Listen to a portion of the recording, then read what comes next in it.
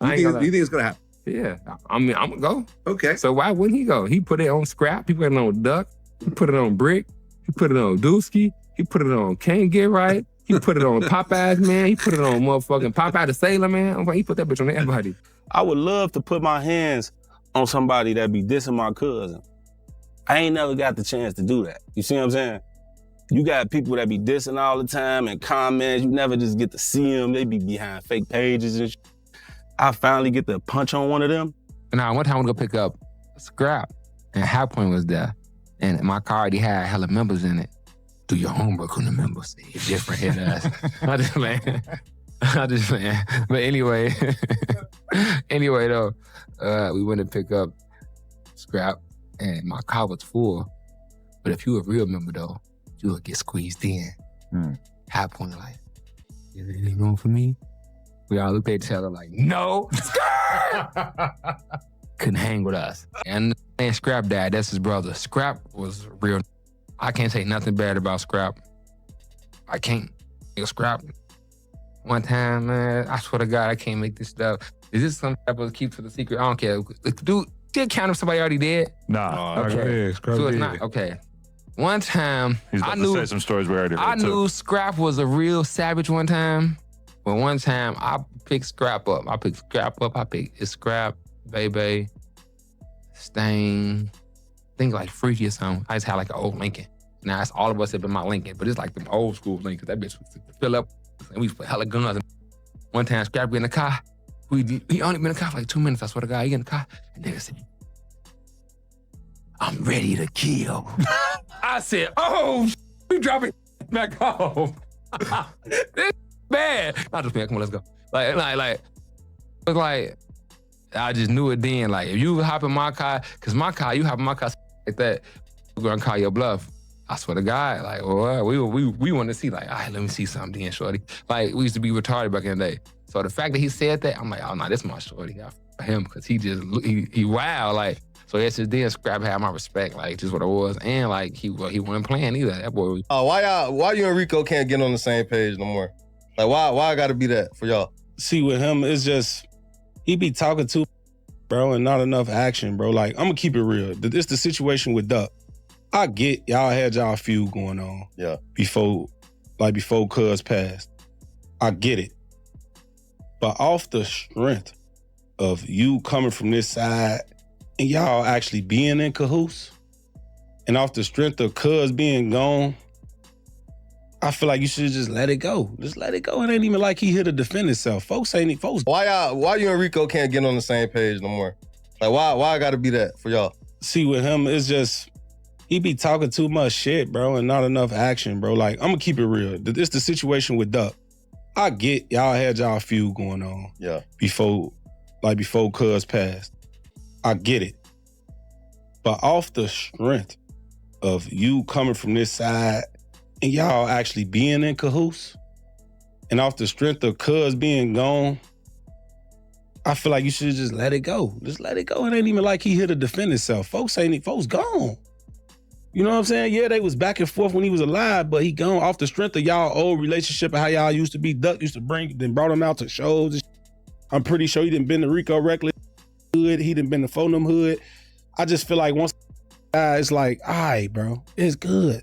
You don't even troll the ops like this. Yeah. You got utmost respect for the... Yeah, and Scrap died, that's his brother. Scrap was real.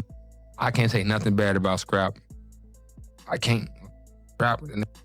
One time, man, I swear to God, I can't make this stuff. Is this some type of keep to the secret? I don't care.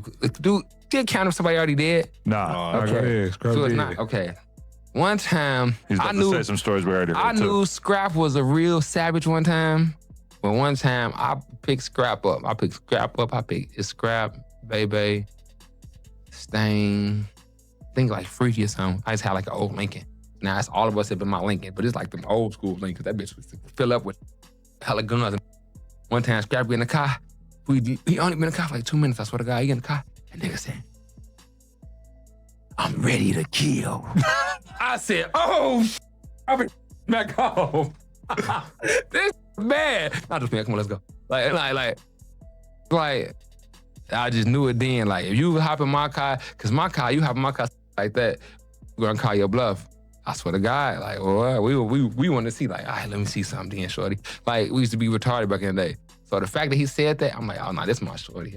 For him, because he wild, like. So it's just then Scrap had my respect, like, just what it was. And, like, he wasn't playing either. That boy. When it comes to the beef between Rico Recklezz and Rooga, it's on sight. Rooga has made it plain. There's nothing he wants more than to get his hands on Rico. He's talked about how people troll behind fake pages all the time, and you never actually get the chance to confront them, and he finally got that chance. Rico, on the other hand, says this is just a fan who's mad Rico wouldn't let him hang around his crew. This beef got so heated that both men agreed to settle it in a boxing ring instead of online. But to understand how it got there, you have to go back to where these two actually started. Rico used to be genuinely close with Rooga's brother Scrap. They have real history together, and Rico's even told stories about how serious and respected Scrap was in the streets. The kind of stories that earned Scrap real credibility in Rico's eyes. That friendship is part of what makes this beef sting the way it does, because it didn't start as strangers online. It started with people who used to be tight. The real origin of this conflict traces back to FBG Duck, Rooga's cousin. Duck and Rico were beefing while Duck was alive. That part isn't new. But after Duck was killed, Rooga said Rico kept dissing his cousin non-stop, using Duck's name for clout even though Duck couldn't defend himself anymore. Rooga's argument was simple. Whatever beef they had before, it should have ended once Duck was gone, especially considering Duck and Rico used to actually be cool. Duck had even brought Rico out as a guest on his show early on, and Rico returned the favor having Duck perform at his own shows once he blew up. Duck himself, before he died, had explained why the friendship soured. He said Rico was a clout chaser who mentioned dead homies' names in ways he never would have said to their faces while they were alive. He called Rico the type of person who acts tough until he runs into people in person, then suddenly gets friendly out of fear. Rico's response to all of that was to go straight to 63rd Street, Duck's own block, and start trolling, doing exactly what he'd been accused of. He shot videos right there dissing the set, and after Duck was killed, Rico didn't stop. He kept referencing him in songs and videos, at one point directly rapping about smoking Duck and mocking the chain Duck used to wear. That's what put Rico on Rooga's radar permanently. Rooga has been clear that his issue isn't really about the old beef between Duck and Rico when Duck was alive. He gets that part. His issue is that Rico kept milking a dead man's name for attention long after there was nobody left to respond. Rico tells a different story about why Rooga actually hates him. He claims it has nothing to do with Duck and everything to do with one specific moment. Rico and his crew were riding to pick someone up, the car was already full, and Rooga got left out. According to Rico, that's the real grudge. He's also gone after Rooga's street credibility directly, claiming Rooga used to be more of a ladies' man doing dance trends before ever showing up with a teardrop tattoo and a tougher persona, and that while Scrap was the real one, Rooga was just along for the ride. Good for music, but never built for the streets the same way. Word on the street ties Rooga to a set called E-Mob out of South Michigan Avenue, which reportedly rebranded to Scrap Gang after Scrap was shot. Rooga's got the mugshots to back up a real history in Cook County, the kind of paper trail that suggests, fair or not, that whatever he's claiming about his street credibility has at least some documentation behind it. Rico, on the other side, is tied to Wooga World, a set connected to the broader BDK movement that's had its own long-running conflict with the Blood Disciples. So when these two go back and forth about who's really about that life and who isn't, it's not just internet talk. Both of them are pulling from real affiliations that the streets already know about, which is part of why this beef carries more weight than a typical online argument between two content creators. Eventually, the back and forth escalated to both men agreeing to settle it physically, and the conversation shifted to logistics. What city? What date? Who's putting up what? Rico stalled through several rounds of this, throwing out different cities and different excuses before they finally landed on Vegas for a Friday fight, with King Yella stepping in to help coordinate the whole thing. Then came fight day, and two completely different stories. Rico posted a video from the agreed-upon court, claiming he showed up and waited over an hour, but Rooga and Yella never showed. He framed it online like the typical no-show situation, him putting in the work, his opponent ducking out at the last second.